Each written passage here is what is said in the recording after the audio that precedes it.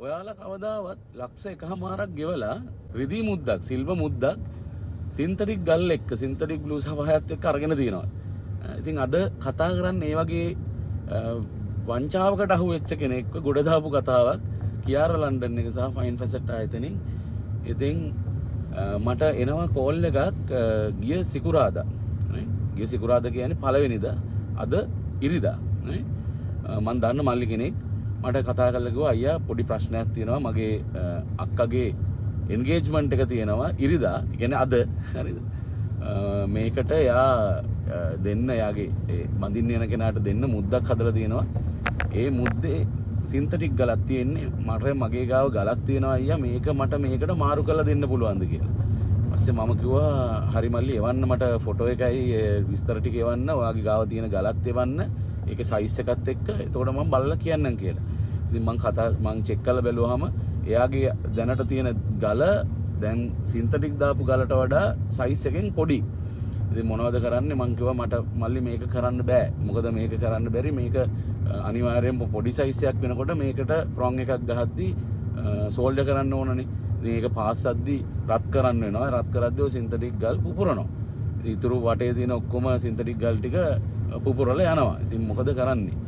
එතකොට මල්ලි කියනවා මට එහෙනම් අයියා මට මේ අලුතෙන් රින් එකක් ඔයාලට ඩිසයින් එකක් දෙන්න හදලා දෙන්න පුළුවන්. දැන් මේ පළවෙනිදා ඔක්කොම කඩවල් මොකක්වත් ඇරලා නැහැ වහලා.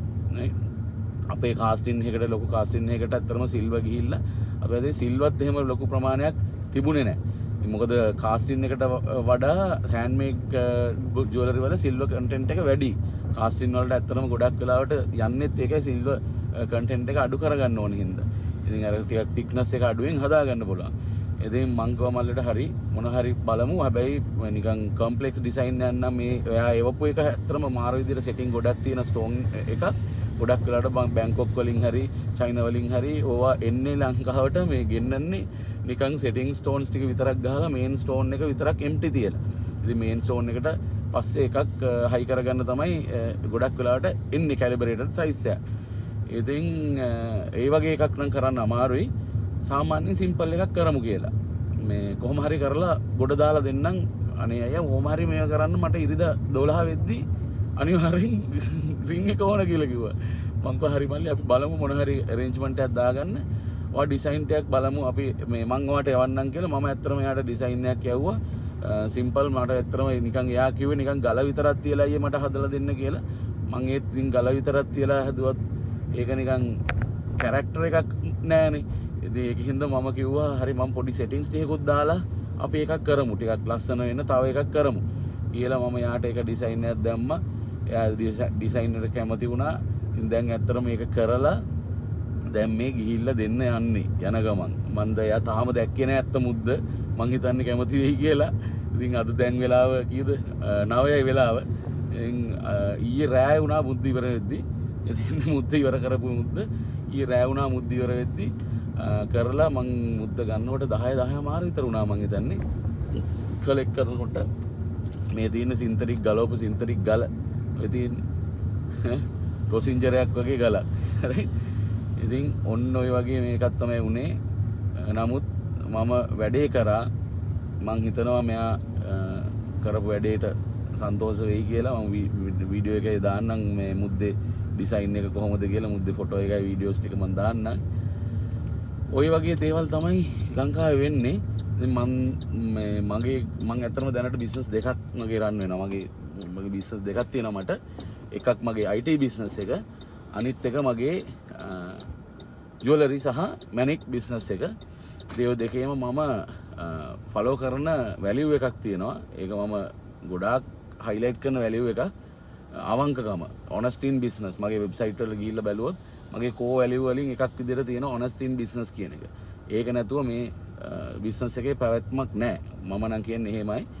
ඉතින් ඔන්න ඕක නැති වෙච්ච අවස්ථාවක් තමයි ඇත්තටම අද මේ උනේ. එක දවසක් ඇතුළත රින් එක හැදුවා. මේක තමයි අපේ කරන වැඩේ. ඉතින් මම මේ ඇත්තටම මේ වගේ දෙයක්කදී මම මාර සන්තෝෂ වෙනවා හිතෙන්. මේ වගේ දෙයක් වුණාම ස්පෙෂලි සාමාන්‍ය මුද්දක් හදනවා වගේ මේකක් නෙවෙයි. මේ වගේ දෙයක් වුණාම මම මාර සන්තෝෂයි. මොකද මේක මම නිකන් හිතට හරි ඒක නිකන් හොඳ සන්තෝෂයක් දැනෙන දෙයක්. මොකද ගොඩ දාලා දුන්නා කියලා. මේක තමයි වෙන්න ඕන. මම හොඳටම දන්නවා ආයිමත් මේ මල්ලි එයාගේ ෆැමිලි එකේ කවුරුවත් වෙන කාවවත් ජුවල කෙනෙක් ගාවට යන්නේ නැහැ. ආයෙ ඉතින් මගේ ගාවට තමයි එන්නේ. ඉතින් ඒක තමයි කියන්නේ. දැන් ආයිමත් අර වංචාව කරපු ජුවල ගාවට මෙයාලා කවුරු හරි යයිද? යන්නේ නැහැ.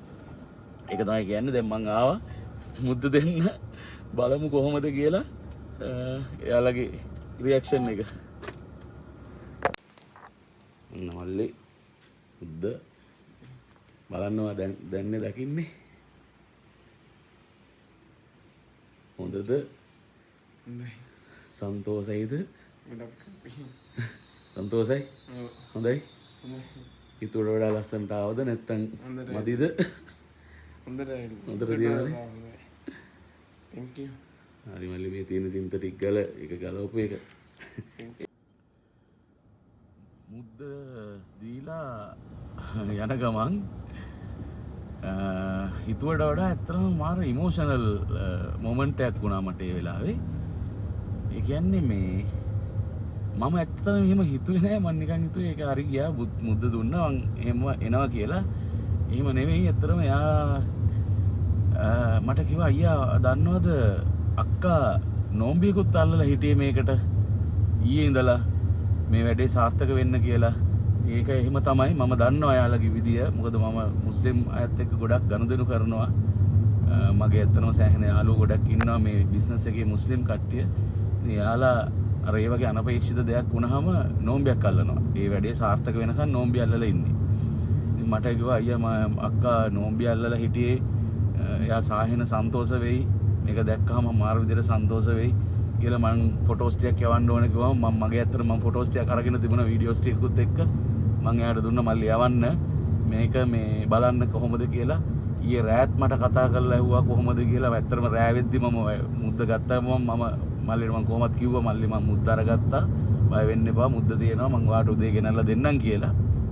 ඉතින් මේ එයාගේ තාත්තත් එහෙමයි කතා කරලා මාර විදියට ඇත්තටම තෑන්ක් කරනවා මේවා මෙහෙම එකක් අපි හිතුවේ නෑ වෙරි කියලා කරගන්න පුළුවන් වෙයි කියලා හිතුවේ නෑ. සෑහෙන දේවල් ටිකක් කිව්වා. ඉතින් ටිකක් වෙලා ඉඳලා කතා කරා. ඉතින් මාරම හැපි. ඉතින් මේක තමයි මට නම් ඇත්තටම වෙන මුකුත් අවශ්‍ය නෑ. ඒ මොමන්ට් එකේ ජීවත් තුන ටික මට වටිනවා. මට ඒක සල්ලි වලට ගන්න පුළුවන් දෙයක් නෙවෙයිනේ. ඒක තමයි ඇත්තටම වටින්නේ. ඒ කතාවේ මං හිතන්නේ මම කොටස්කාරයෙක් වගේ වුණා මේකත් එක්ක. ඉතින් එච්චරයි ඕන. වෙන මුකුත් ඇත්තටම ඕන නැහැ. ඒ සිතුවිල්ල මට ආව කියන එකම ඇති. වෙන මුකුත් අවශ්‍ය නැහැ. ඉතින් ඔයාලටත් මේ ජුවලරි එකක් කරගන්න ඕනේ නම් ඔයාලටත් ෆයින් ෆැසට් එකට කතා කරන්න. මේ තියෙන විදිය මේ කරන විදියට මං කිව්වා ඔනස්ටි ඉන් බිස්නස් අපේ එකම එක වැලියු එකක්. මම කරලා දෙන්නම් ඔයාලට ජුවලරි එකක් වෙන්න පුළුවන්. එහෙම නැත්නම් ඔයාලට ගලක් ඕනේ නම් කිසි ප්‍රශ්නයක් නැහැ. ෆයින් ෆැසට් එකට කතා කරන්න. ජුවලරි එකක් හදාගන්න ඕන නම් කියාරා ලන්ඩන් එකට එන්න. අපි මේ වැඩේ කරලා දෙන්නම්. අපේ වැඩක් කරනවා වගේම කරලා දෙන්න.